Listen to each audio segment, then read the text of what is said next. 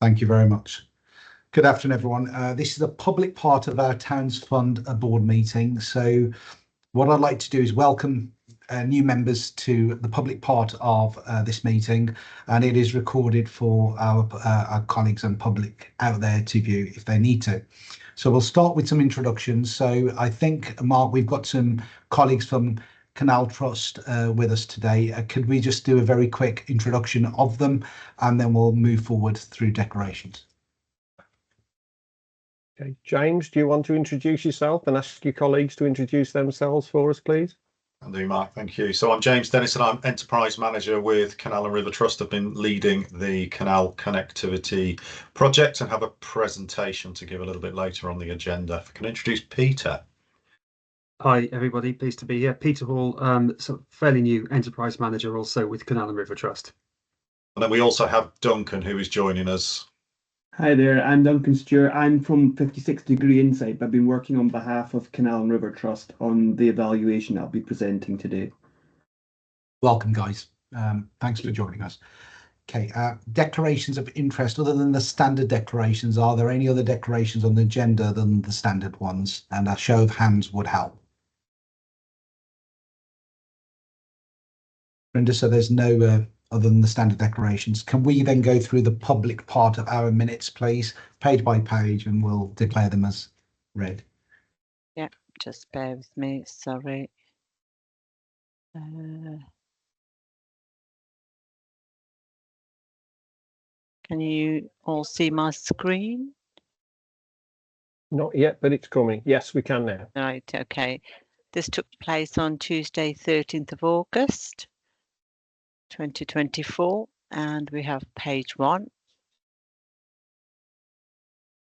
and page 2,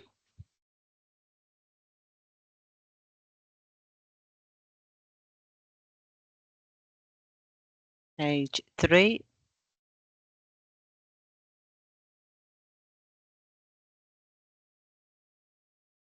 page 4, onto page 5, and lastly page 6.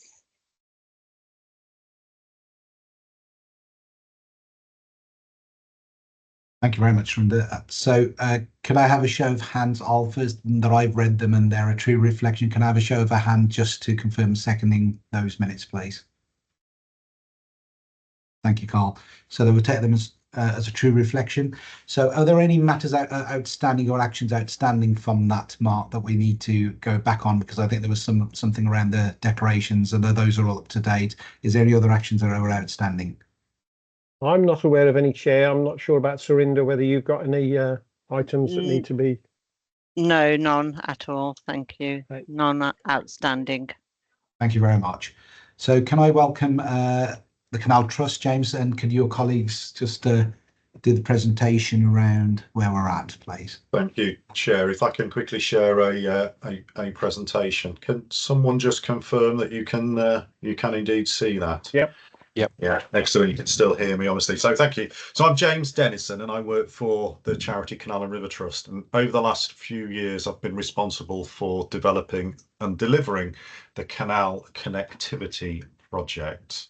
So just as a quick recap, the project took place in both town fund areas with a total grant of just under 2.4 million, and our target was to resurface 6.5 kilometres of towpath.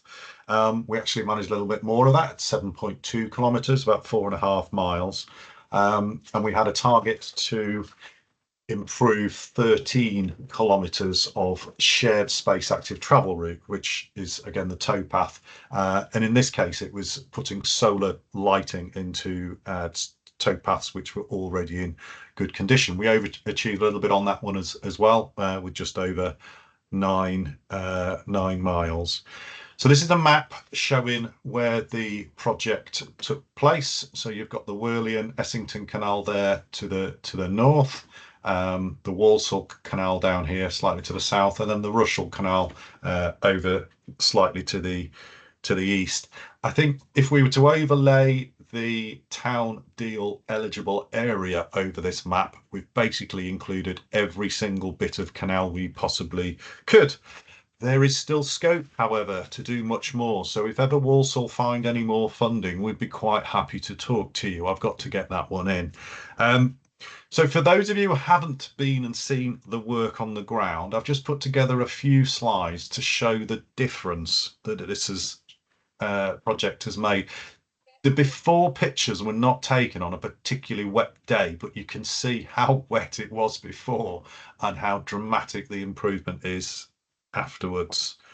So there's another one. You can see just completely different. It is taken from more or less the same location. These towpaths are now able to be used all year round. There's another one, again, showing the dramatic change. Ducks were quite happy to use it before, but now we've actually got some people on the towpath, which is all positive.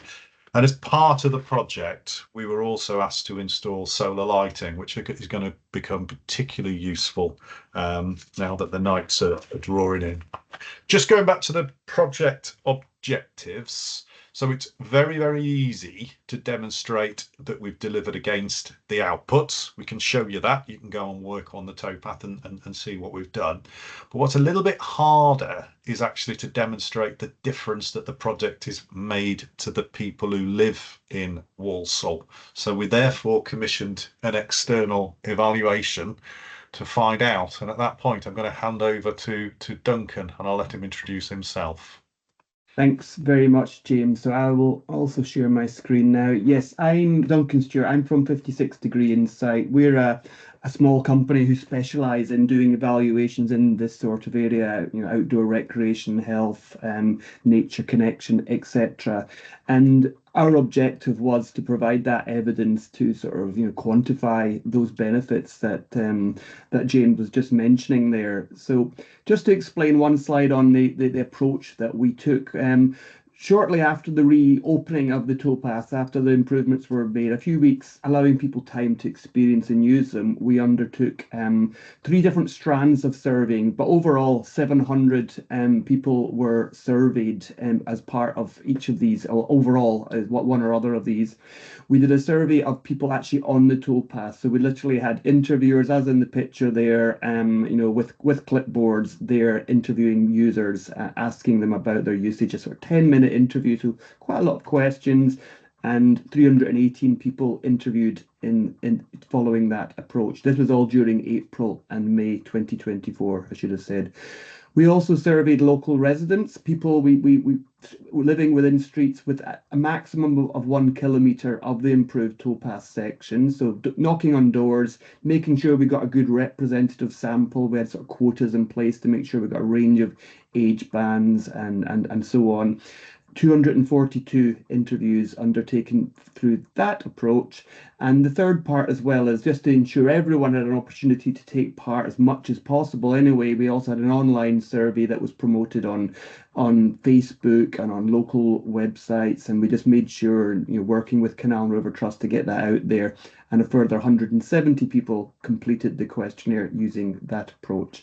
I'm going to focus on the results of the first 2 parts of that, but there's a lot more sitting behind this as a detailed report with even more data and evidence. So I'll start on that towpath survey and the key results there from those interviews.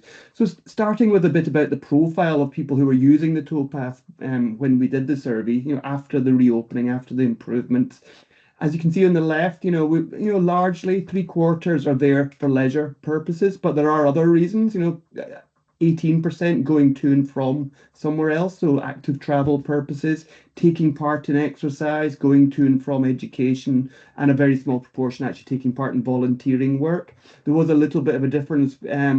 Actually, we found that in Bloxwich area, a larger proportion were going to and from places, you know, using it as active travel. Whereas when it came to the activities, you can see short walks, dog walks, wildlife watching, a whole range of activities being undertaken. In Walsall, the dog walking proportion and the wildlife watching proportions were both a little bit higher there as well. So you got a bit of a range of different usage, reflects where the sections are, how close they are to where people live or to workplaces, etc. Now, getting into why people visited the towpath, we showed this list of options. We allowed people to select which of these, if any, were reflect your reasons for visiting the towpath today. And people could tick more than one box because you often might visit for more than one reason. What stands out is sort of the health and exercise reasons are at the top of the list. So whether it's health and fitness or to get some exercise, but also well-being reasons, finding peace and quiet, and also more functional to exercise your dog. And these can interrelate. You might be walking a dog and seeking peace and quiet. If we net these together, overall, 58% of users gave us one or more of the physical health related reasons, 41% sort of well-being, relaxing, unwinding reason, and also a small proportion social reasons. Most people visited on their own, actually about 3/4. Some people, though, were there to spend time with family and friends as well, so gaining these sorts of benefits during their visit. We asked people to rate their experience. So first of all, on a sort of overall scale, 0, extremely poor, 10, extremely good.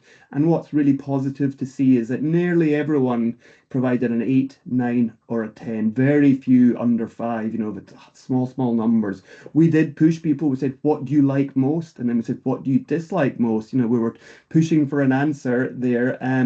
The likes that came across related to those benefits, the peace, the quiet, the nature, the scenery. People actually specifically mentioning, I like the paths now as something that they liked, particularly easy access, away from traffic, easy to walk on as well. Dislikes, things that came up, a lot of people said nothing really, can't think of anything, but the things that did come up, small numbers, though, litter, dog mess, some people mentioning maybe things being a bit overgrown, safety and security concerns. We'll talk a little bit more about this. One thing to say is when we did the survey, not all of the solar lighting had been installed yet. So when that's been mentioned, that's actually something that's been addressed since we did the survey. That was in place just a few weeks later. In terms of usage of the towpath, obviously we're very interested in what difference does this make in terms of people's usage of the towpath. And what's really positive to see amongst this audience, towpath users, 61%, so about 3 in 5 stated that they were using the towpath more than before. 36% no change, but actually 11%, 1 in 10 of the people we spoke to said it's the first, I haven't used it before the improvements, but I'm using it now. So clearly driving up levels of frequency of usage. Another way we measured that was we asked people thinking about before the improvements and thinking about, the weeks since the reopening and the improvements, how often have you been visiting? And that's a different way. It kind of shows a similar result. In green are the since improvements. You can see the larger bars for the daily, the weekly, sort of usage of levels of usage. So overall, the frequency was 54% amongst was once a week. That went up to 87% post improvement. So a big change.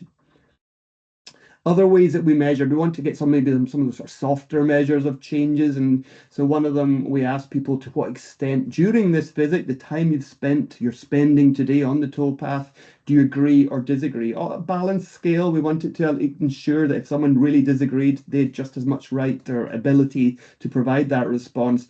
But you can see a lot of green on the screen, especially strong agreement around people feeling cheerful, calm, relaxed, closer to nature. So some of those more well-being related benefits really coming through.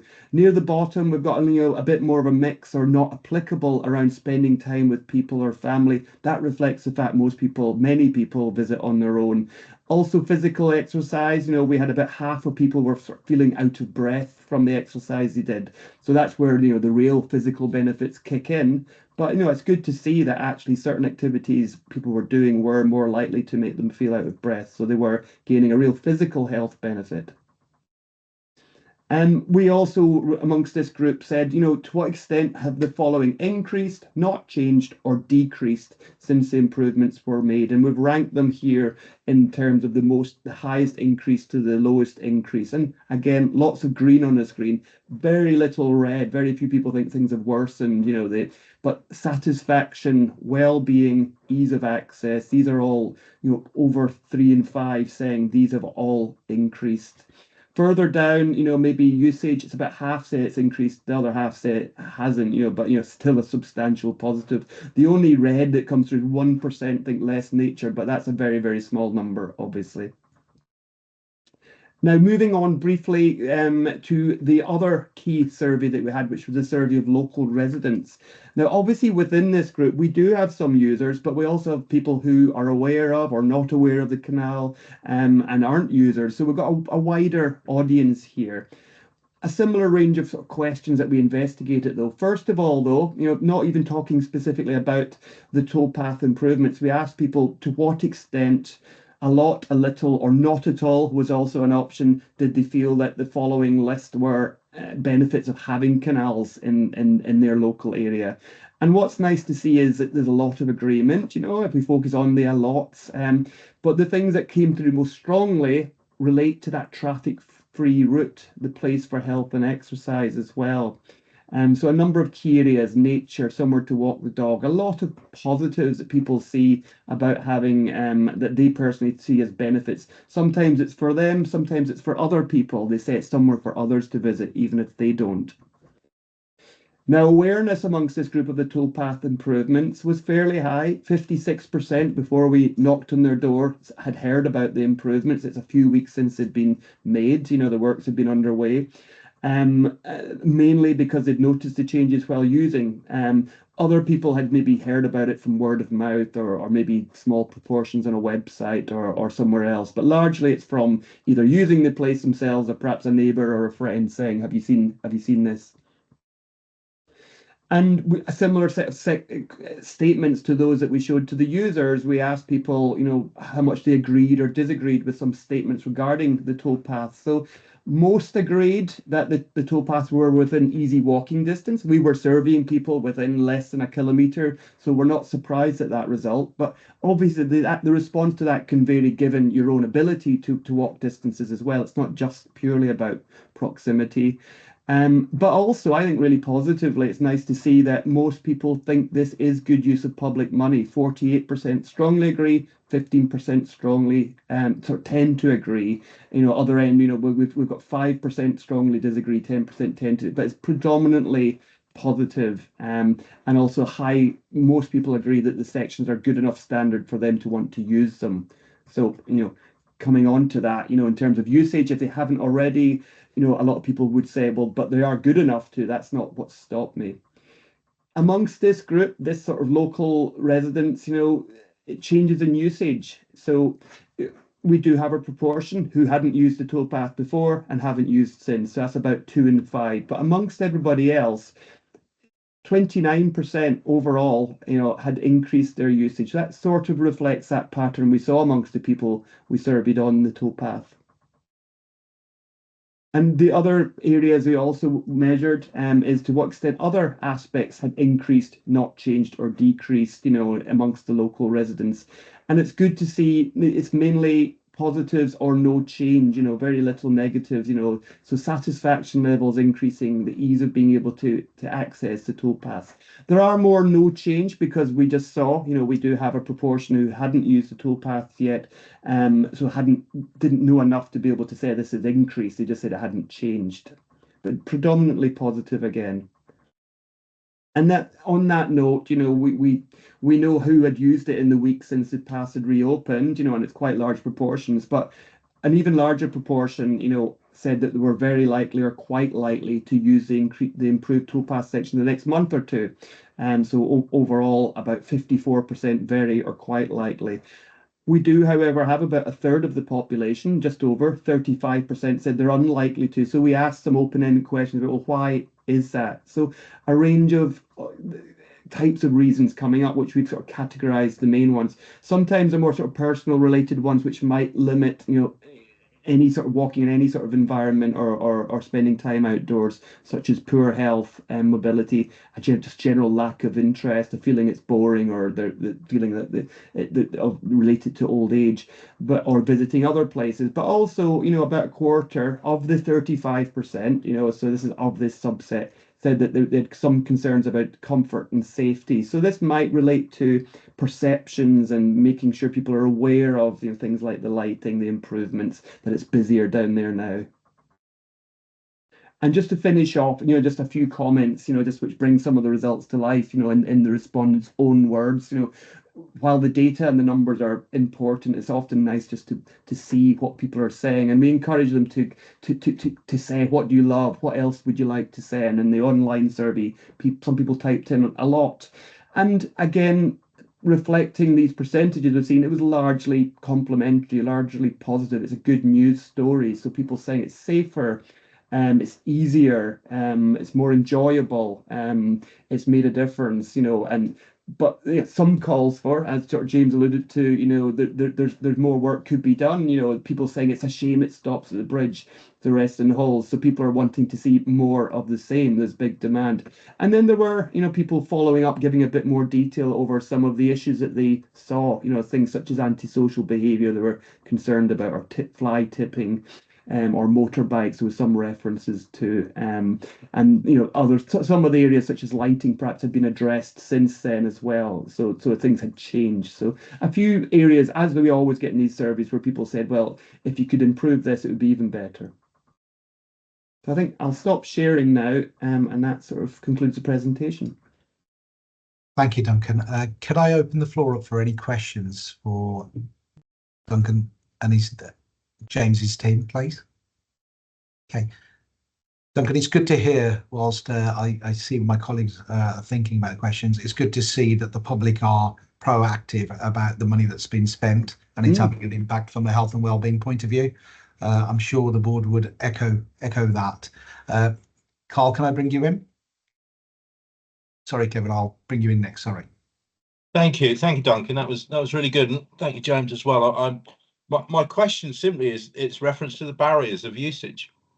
You talked about like some of the access pieces and what have you. Now, from what I've seen of the footpath today, it's fully accessible from wheelchair access and things of that nature. So obviously there's a perception piece there, perhaps. Yes.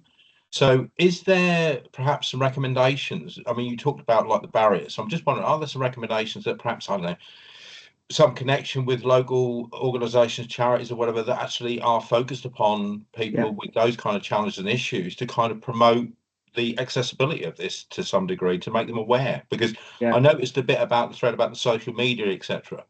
It's a very small awareness coming from that mechanism. So obviously on the ground, the connectivity, the community piece is going to be so strong in, making people aware and getting them involved. So I just wondered if there was an opportunity there to do that. That was all. That wasn't. My view is, so do you want to go, James, and I can chip in? No, you go first, Duncan. My view is from the data and just from experience in this area, absolutely, that it feels like when people are saying that's a concern, when it's actually, we know that shouldn't be such a concern anymore. It's about perception, therefore it's about communication and changing perceptions. And also we see from this and other things that, it's such a local thing that people aren't necessarily going to read this or see it in an advert or something that costs lots. It's about word of mouth. And as people use the towpath more, word of mouth will spread, naturally. But there are ways in which maybe to accelerate that. Perhaps it is, as you say, engaging with groups who do, local groups who maybe have guided walks, accompanied walks, maybe for people with access sort of difficulties and so on. There are organisations who do a lot of that kind of thing, who maybe are looking for places that they can organise walks. There's always sort of room for possible areas where people say, oh, we need more toilets or benches and so on, but certainly the footpath surface provides a huge improvement in what was there before. So I think it is that, and maybe it is engaging with local groups who can, and then word will spread further. If their participants see it and do it, and then others will hopefully catch on as well. Thank you. Yeah. So all I was going to add in response to that is, yes, we entirely agree, Carl, and indeed we have been running a number of programmes over the last few years in Walsall, such as a program called Community Roots, which is all around community engagement, and it's doing just that. It's reaching out to different community groups that perhaps have those perceptions that the canal isn't necessarily a safe place to go. So they've been organising things like fishing trips, walking trips, boating trips, that kind of thing, just to try to bring more people onto the canal. But it's quite a hard task, a lot of the time. So it's one of those things. Yeah, we keep going. Of course, under the Towns Fund programme, it was a capital only programme, so we were pretty much restricted to sort of doing the capital works that you see there. Thank you. Can I bring Kevin in and then Robert? Thanks, Chair. Thanks for the presentation, guys. It's just a question on the sample size. Were you happy with it, and also the demographic of the sample? We want to attract perhaps new groups that probably haven't appreciated the canal. How much of them informed the research results that you came back with? Yeah, the sample set, yeah, we were happy. We sort of set out to get these numbers and we achieved them. If it was a survey of the whole UK population, often you'd say at least 1,000, but we're sort of dealing with a smaller kind of universe in terms of the total number of people locally and using. So these are pretty robust data, and also the fact we had 3 different strands, and they all told us similar things, provides us with further reassurance that the data is robust and we can trust it. In terms of the groups covered, we made sure on the towpath survey, yeah, we were certainly just trying to be representative of users. Within that 318 or so, we did get a good mix, and I didn't really go into it today because of time, but we were able to compare results by age and various different demographics, by gender, by ethnicity, and so on. And we did find some interesting differences, such as sort of increased usage was higher amongst certain groups than others. And often it was more positive in terms of groups who maybe were the target to try and increase usage, such as young people was one particular group that we noticed. But then in other ways, sometimes the people who knew most about it were kind of those who were already listening to and following on Facebook or aware of, they were walking there instead of somewhere else. So a bit of a mixed set of results in terms of who was reached. The local resident survey also, just to say, it was very much designed to get a representative spread and to get the people who weren't using the canal and maybe weren't even aware of it, even though it was very local. And I feel like we managed that as well, by knocking on the right doors and doing it at different times of day and so on. Thank you. Robert, can I bring you in? Thanks, Chair. First of all, the work looks great. I think it's a big improvement. So well done to everyone involved there. And the feedback seems very positive too, which is great. My question was around the awareness and back to the communication piece. So 56% of people were aware of it. How does that compare to what you would expect or have seen when you've done similar sized efforts in other parts of the country? Would you have expected it to be higher? Is it good? What's your take on that? I think it's interesting. We've done very similar surveys in a couple of areas, and I think this is sort of what one was lower and one was higher. So this is kind of in the middle based on that. I think it's pretty positive. I mean, things to bear in mind, I suppose 2 things are these are very local, so that ought to be, almost like quite hard to miss the fact that that's happening at the bottom of your street. However, coming back to who we surveyed, we were often surveying people who weren't leaving the home because of sort of concerns around disability or poor health, that sort of thing. So not necessarily, or we're just in the habit of jumping in the car rather than walking places. So the other thing was also the timing. We wanted to make sure to do the survey soon after it reopened, because we wanted to get the fresh, new, and people remembering what it used to be like. But that also meant that, there wasn't necessarily long enough for people to have gained awareness of it. I think if we'd done it a month later, awareness would probably be 10 percentage points higher. So in short, I think it's more or less I wasn't surprised to see that result. I thought it's more or less what I expected. Thanks. Thank you. Thank you, Duncan. James, thank you very much. And it's good to see. And please take that message back from the board. So good step forward. Thank you, Chair. I've got Deb with the hand up. Deborah, can I have the last question and then we'll move on to the reports? It's, Chair, just a question about communication that's been talked about, but through the local authority, there is something called health walks that are coordinated by the council. I think some of the material that Duncan has presented should be sent to them to say, initiate some walks in that area, because it would be lovely. Having walked some of those areas that we're talking about, it's a fantastic improvement, and I say thank you. Thank you, Deb. So I think there's the action there for James. So can we put that down as an action from our end that we'll connect the dots? Well spotted. Okay, can we move on to the Bloxwich Advisory Board? So Rupert first, for an update, please. Certainly, thank you, Chair. We met last Thursday, and understandably, Robert was unable to attend, which we missed, and James as well. But we had a good meeting, and it was kicked off with the presentation that we've just seen by Duncan Stewart, and our questions were all actually relating to communications as well. Interestingly, and how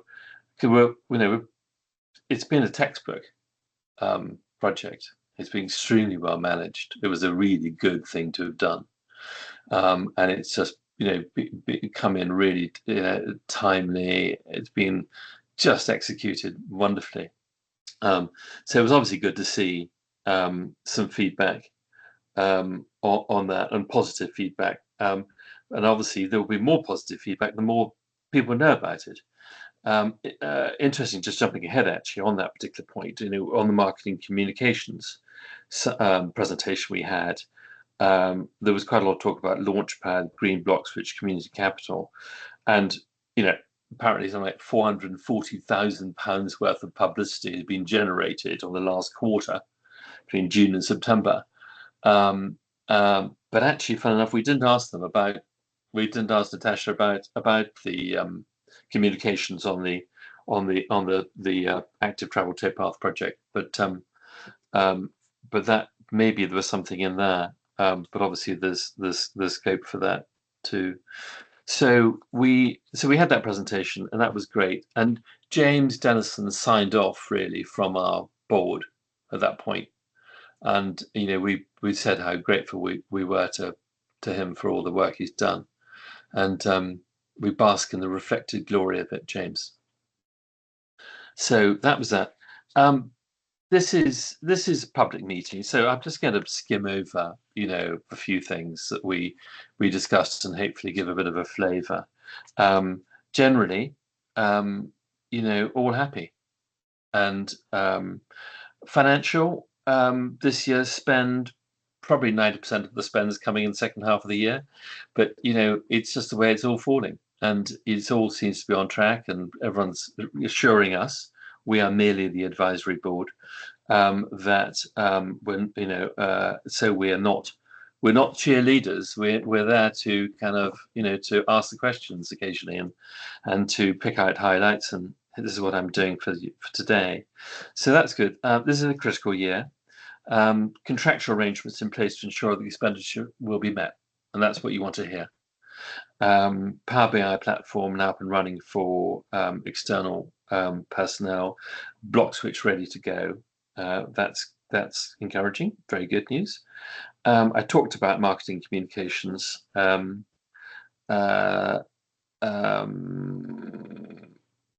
website for Launchpad is in progress, and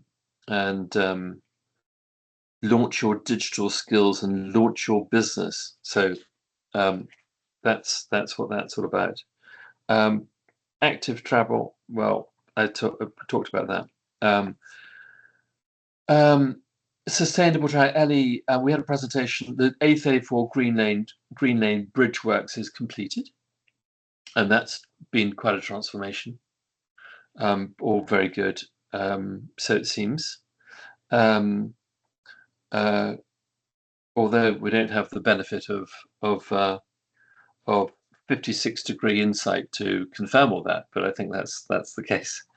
The community capital, 5 projects all running along, consuming about 85% of the budget. All seem to be kind of either planning application stages, or if they don't need planning, they're moving along nicely, and that's all. They all seem good. Construction skills through regeneration. Quite a lot going on, but I'm afraid embargoed. at this stage, so I'm afraid I can't really talk about that. But all looking exciting, you know. Incubation space, digital access. Well, this is the launch pad in Bloxwich. Key thing there to note is the strip out is completed. For those of you who don't know what a strip out is, it's when actually they take everything, okay, Carl, you're the expert on this. They take it back to as far as they're going to go before they sort of build from then on. Here we are now in the end of September, and we are looking at, you know, sort of early next year completion. So, you know, all go. Taster sessions being carried out to get a bit of a buzz and feedback on what about and feedback on, you know, users and partners there. So that's all good. And Green Bloxwich, we're about a week or two actually, or maybe now, yeah, 2 or 3, 1 or 2 weeks off, probably sharing the plans.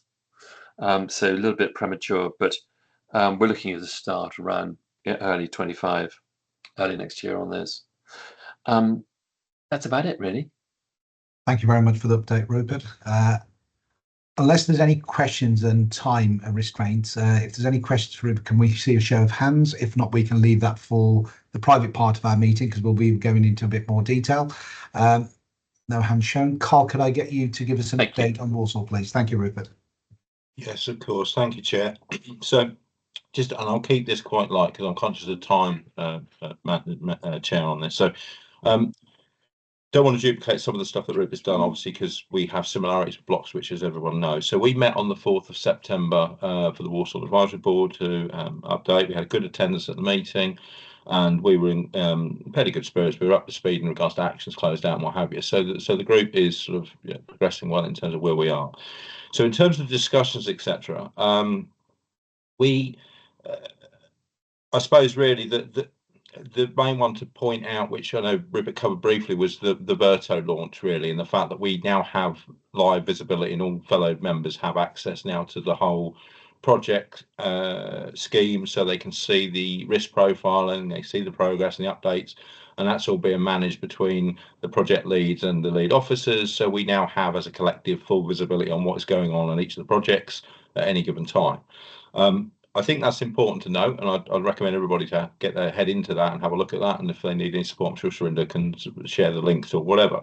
But it's really useful because what it allows us to do is probably answer, well, certainly I'm one of the pains with this, asking lots of questions. Well, it actually provides the answers to many of those questions, so we don't have to, take up too much time in the offices, etc. So that visibility is starting to show a few pieces for us. Now, Walsall, in terms of the projects as a whole, I'm not going to go into them specifically, but they are generally all in good health and going well, progressing well, risks being mitigated, etc.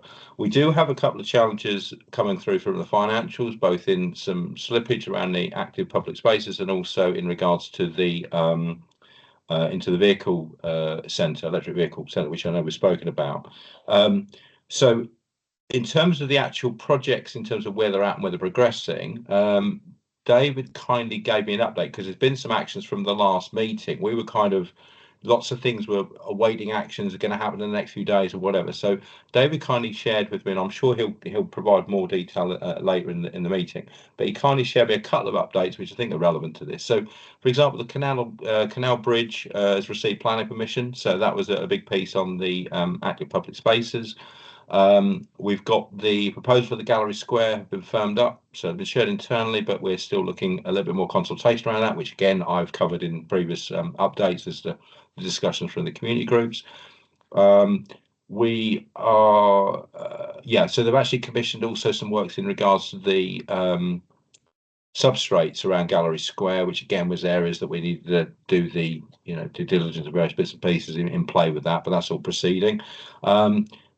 And in terms of really, I suppose, because of the nature of some of the other stuff that David's involved with, because of these other pipelines and these other programs and what have you, one of the challenges to some degree, certainly on the officer's part, is that they're obviously trying to piece this all together.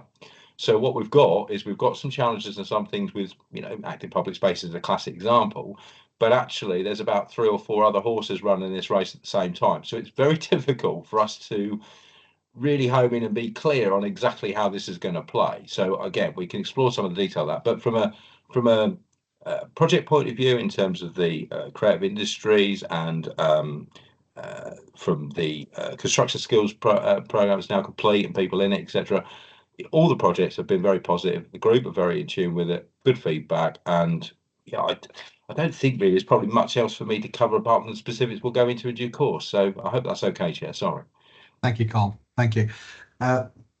So if there's any questions burning for Carl, we'll take them now. But we are going into closing this meeting and going into the private meeting. Can't see any show of hands. So, Surinder, can I close the meeting now and stop the recording, and we'll then go directly into the private part of our session? That's fine. I'm just stopping the recording now.